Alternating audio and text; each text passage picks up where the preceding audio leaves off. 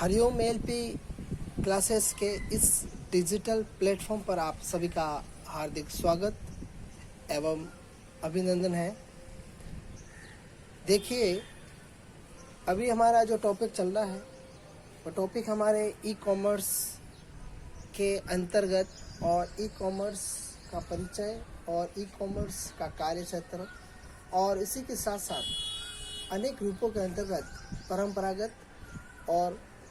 परंपरागत के साथ में ई कॉमर्स के लिए क्या संबंध है और इन दोनों में क्या अंतर, आज हम बातचीत करते हैं। ई कॉमर्स की जो तकनीकी आवश्यकताएं हैं, उस तकनीकी आवश्यकताएं के अंतर्गत उस तकनीकी आवश्यकताओं के अंतर्गत किस प्रकार से इनके कारक हैं और इनके बारे में अपन बातचीत करेंगे। देखिए, आवश्यकता आविष्कार की जननी है, आप सभी को पता ही होगा। तो ठीक उसी रूप में अगर बातचीत करना चाहे तो अपने लिए सबसे इम्पोर्टेंट और सबसे बेहद टॉपिक आज का जो होने वाला है, जिसके अंतर्गत अपन बातचीत करेंगे कुछ समस्याओं के बारे में, सर्वर की समस्याओं के बारे में और इसका किस प्रकार से निस्तारण हो सकता है, इन सभी के बारे में अपन बातचीत करेंगे। देखिए, इससे बातचीत करने से पहले मैं आपको कुछ बताना चाहूँगा कि जैसे कि कोई विद्यार्थी यहाँ पर किताबी भाषा के रूप के अंदर देखेंगे या किस प्रकार से उनको सूट करता है उस हिसाब से देखेंगे, तो सबसे इम्पोर्टेंट बात यहाँ होती है। देखिए कि इसकी आवश्यकता क्यों पड़ी, क्या है क्या नहीं। तो देखिए, ई कॉमर्स के लिए वेब आधारित एप्लीकेशन की आवश्यकता है जो विभिन्न प्रकार के ब्राउज़रों के साथ कंफर्टेबल हो सके और इस कारण से एप्लीकेशन में यूज़र के ट्रांजैक्शन को संग्रहित करने के लिए और डाटाबेस की आवश्यकता होती है। और उस डाटाबेस की आवश्यकता के लिए इस एप्लीकेशन में मिडिल टियर और वेब सर्वर भी बहुत ही होना आवश्यक है। और इस वेब सर्वर के कारण किसी भी रूप में भेजे जाने वाले रिक्वेस्ट को प्रोसेस करने के लिए सर्वर द्वारा स्क्रिप्ट्स को एग्जीक्यूट किया जाता है और web browser HTTP request middle tier को भेजता है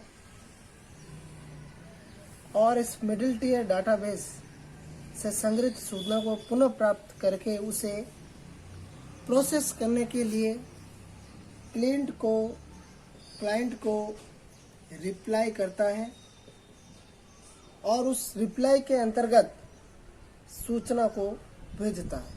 ये तो बात आ गई अपने बिल्कुल इसकी जो तकनीकी की जो आवश्यकता है, किस प्रकार से काम होगा और कौन कौन से यूज़ आएंगे और कौन कौन से इसके अंदर वेब के अंदर बेसिक रूप से कार्य करेंगे उसके रूप के अंदर। अब अगर अपन इसके अंतर्गत थोड़ी सी अगर बातचीत की जाए तो सबसे इम्पोर्टेंट अपना पॉइंट आता है कि इसकी जो समस्या है क्या क्या, ये तो आपने बता दी इसकी आवश्यकता है, लेकिन इसकी अगर समस्याओं के बारे में बातचीत की जाए तो इसकी समस्याएं क्या है। तो देखिए, और आइए अपन बातचीत करते हैं इसकी समस्याओं के बारे में। देखिए, जो मैंने पहले ही बताया था मैंने कि आवश्यकता आविष्कार की जननी है, किस प्रकार से अपन को बातचीत की जाए या कैसे की जाए, किस प्रकार से अपन को उस टॉपिक को समझना चाहिए या अपन को बातचीत करनी चाहिए, तो वो उसके अंतर्गत क्या आ जाता है, सबसे इम्पोर्टेंट बेसिक अंतर्गत आ जाता है। हाँ, कुछ विद्यार्थियों के कमेंट्स आए थे मेरे पास कि सर आप अच्छा पढ़ा रहे हो, आपकी क्लास थोड़ी लेट हुई थी। तो मैं उनको ये कहना चाहूँगा कि कुछ टेक्निकल प्रॉब्लम आ जाती है जिसके कारण से, और कुछ नेटवर्क का इशू आ जाता है, क्योंकि कल तो बरसात भी हुई थी तो लाइटें भी बंद थी, तो इस हिसाब से थोड़ा प्रॉब्लम रहा। तो मैं चाहूँगा क्लास कंटिन्यू रहती है वैसे में अपनी क्लास, लेकिन 10-15 मिनट की समस्या थोड़ी आ जाती है ऊपर नीचे में, तो उसमें थोड़ा सा आप कोऑपरेट करेंगे मैं चाहूँगा, क्योंकि आपने बहुत सारा कोऑपरेट किया है। तो वही एक सच्चे रूप के अंदर देखा जाए तो इसके अंदर सबसे इम्पोर्टेंट बात आती है। अब देखिए, अपन बातचीत करेंगे कि ई कॉमर्स के अंतर्गत जो टेक्निकल कुछ ये तो आवश्यकता देखनी अपनी। अब अगर बातचीत करेंगे अपन तो वो बातचीत होती है अपने कि कुछ समस्याएं होती है। देखिए जब व्यक्ति काम करेगा तो उसके अंदर कुछ समस्याएं भी आएगी और उन समस्याओं के कारण कुछ ना कुछ उसको निजात भी मिलेगा। देखिए अभी आप समस्या देख रहे हैं, फिर उसके अपन कारक पढ़ेंगे, फिर अगर एक प्रमुख रूप से अगर देखा जाए तो इसके अपन कार्य क्षेत्र के अंतर्गत किस प्रकार से कार्य करते हैं उसके बारे में अपन बातचीत करेंगे। चाहे कम्युनिटी के अंतर्गत हो, चाहे रियलिबिलिटी के अंतर्गत हो, चाहे सुरक्षा के अंतर्गत हो, चाहे ग्राहक के अंतर्गत हो, चाहे खरीदने या बेचने से संबंधित हो, चाहे ग्राहक की वैल्यू के अंतर्गत हो, अपन सबके बारे में थोड़ा थोड़ा बातचीत करेंगे। तो देखिए सबसे पहले आता है इसकी समस्याओं के अंतर्गत, और सबसे इम्पोर्टेंट जो बात है वो आपके है सर्वर समस्या।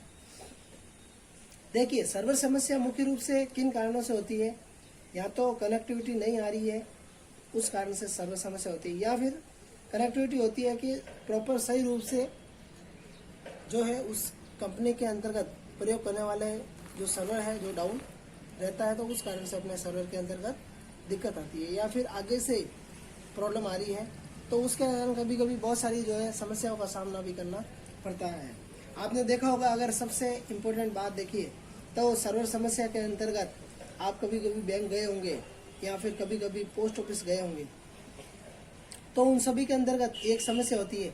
वहाँ के जो व्यक्ति होते हैं वो एक ही कहते हैं कि सर्वर में समस्या है, तो वो खुद करके समस्या नहीं बैठे, उनके लिए जो है वहाँ पर क्या होता है, एक सिस्टम मैनेजर की व्यवस्था की हुई होती है, और वो मैनेजर क्या करता है, सिस्टम मैनेजर की वो जो भी समस्या आती है तो उस समस्या का जो सॉल्व करता है, कैसे करता है, वो जो भी समस्या होती है वो अपने जो हेड ऑफिस होता है उस हेड ऑफिस के अंतर्गत उस समस्या का क्या करता है, जीमेल भेजता है उस व्यक्ति के संबंधित अकाउंट नंबर और किफ नंबर लेकर के उसको जीमेल भेजता है, और वो क्या करते हैं सिस्टम के अंतर्गत उसको प्रॉब्लम को सॉल्व करने की कोशिश करते हैं। तो ये है आपके सर्वर समस्या। तो इस हिसाब से कभी कभी कंपनी के अंतर्गत भी सर्वर समस्या आ जाती है, नेटवर्क का इश्यू आ जाता है, तो इन सभी के कारण वहाँ पर भी एक सिस्टम मैनेजर की नियुक्ति की हुई होती है, तो वो मैनेजर इन सभी समस्याओं को बचाने का प्रयास करता है। अब आ रही आपके सुरक्षा। देखिए सुरक्षा मुख्य रूप से अगर बातचीत की जाए तो इसके अंतर्गत यही रहती है कि हमें काफ़ी कारणों से अपने कंपनी के अंतर्गत सुरक्षा का बहुत ही इम्पोर्टेंट महत्व है, क्योंकि अगर अपना जो सर्वर है उस सर्वर के अंदर अगर अपन सुरक्षा नहीं रखेंगे तो उसके अंदर बहुत सारी दिक्कतें का सामना करना पड़ेगा। प्लस जो अपना सॉफ्टवेयर है उस सॉफ्टवेयर के अगर प्रोटेक्शन अगर अपन नहीं रखेंगे तो अपने जो है डाटा लीक होने का प्रॉब्लम रहता है।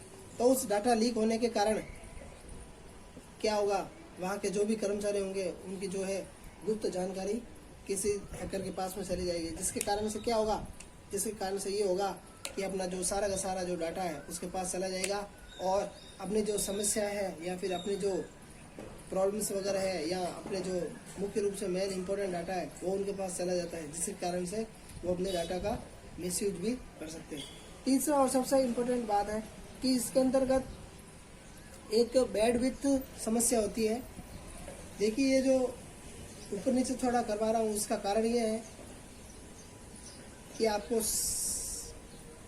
समझने के अंदर कोई भी प्रॉब्लम नहीं है। बैंडविड्थ समस्या क्या होती है कि होस्टिंग कंपनियां ई बिजनेस कंपनियों को प्रत्येक महीने के लिए एक बैंडविड्थ की निश्चित मात्रा में उपयोग करने के लिए सुविधा देती है, और इस कुछ ई बिजनेस छोटे हैं उन्हें कम बिट्स की आवश्यकता होती है, और कुछ ई बिजनेस बड़े होते हैं उन्हें अधिक बिट्स की आवश्यकता होती है।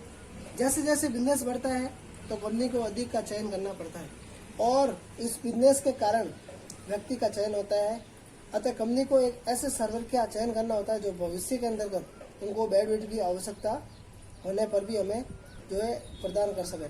और अन्य जो कंपनी होती है उस कंपनी के अंतर्गत क्या होता है, कंपनी की पूरी वेबसाइट दूसरी होस्टिंग कंपनी के पास ले जाने के लिए परेशानी होती है, क्योंकि बार बार क्या होता है उस डाटे को अपन को क्या करना पड़ता है, इधर से उधर ले जाने के अंतर्गत दिक्कतों का सामना करना पड़ता है। तो अब देखेंगे इसके अंदर अपन ने देख लिया कि टेक्निकल की जो समस्या है उसके बारे में अपन ने विचार विमर्श किया। अब अपन विचार विमर्श करते हैं। मुख्य रूप से वैसे हम 5 बताई गई है लेकिन अपने जो मुख्य रूप से आपको समझाने के उद्देश्य से है वो आपको 3 ही इम्पोर्टेंट है। और अब अपन आगे बातचीत करते हैं इसके अंतर्गत। बातचीत के अंदर अपन देखेंगे जो इसके टेक्निकल की जो समस्या है वो उसके बारे में तो बातचीत कर लिए। अब अपन बातचीत करेंगे इसी के अंतर्गत ई कॉमर्स की सफलता के जो मुख्य कारण है वो क्या है क्या नहीं है। देखिए समय पर अगर सफलता के मुख्य कारण आगे लिखता हूं मैं, सफलता के मुख्य कारण। अब देखिए सफलता के जो मुख्य कारक होते हैं उस मुख्य कारक के अंतर्गत अपन बातचीत करते हैं। सबसे इम्पोर्टेंट कि ग्राहक को वैल्यू उपलब्ध करवाना मुख्य कारक है। सबसे पहला है ग्राहक को वैल्यू उपलब्ध करवाना। अपन 4 से 5 ही लेंगे इसमें।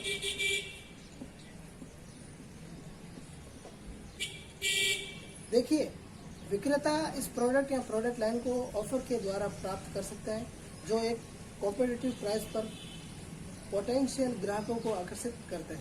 मतलब बहुत कम प्राइस पर जो है ग्राहकों को आकर्षित करते हैं, या इस प्रकार की जो सुविधा देना जैसे कि कम के अंदर ज़्यादा या फिर ज़्यादा के अंदर कम, या फिर दोनों का जो मिक्स रूप है, या फिर उनको जो है कम प्रोडक्ट के अंदर या फिर ज़्यादा माल को लेकर के कम पैसे लेना उनसे। तो ये सारे जो रियलिबिलिटी बना रहता है जिससे ग्राहकों का आपके ऊपर विश्वास भी बना रहता है। तो इन सब का कारण होता है ई कॉमर्स का मुख्य कारण जो वैल्यू को उपलब्ध करवाता है।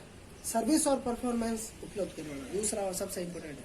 देखिए अगर कोई ग्राहक आपसे कोई सामान लेकर गया है, ठीक है ना, तो अगर वो सामान अगर खराब आ गया उसके पास तो आप क्या करेंगे, उसको चेंज करके देंगे। अगर चेंज करके नहीं देते हैं तो ग्राहक का क्या होता है, आपके दुकान से एक ग्राहक क्या हो जाता है, कम हो जाता है।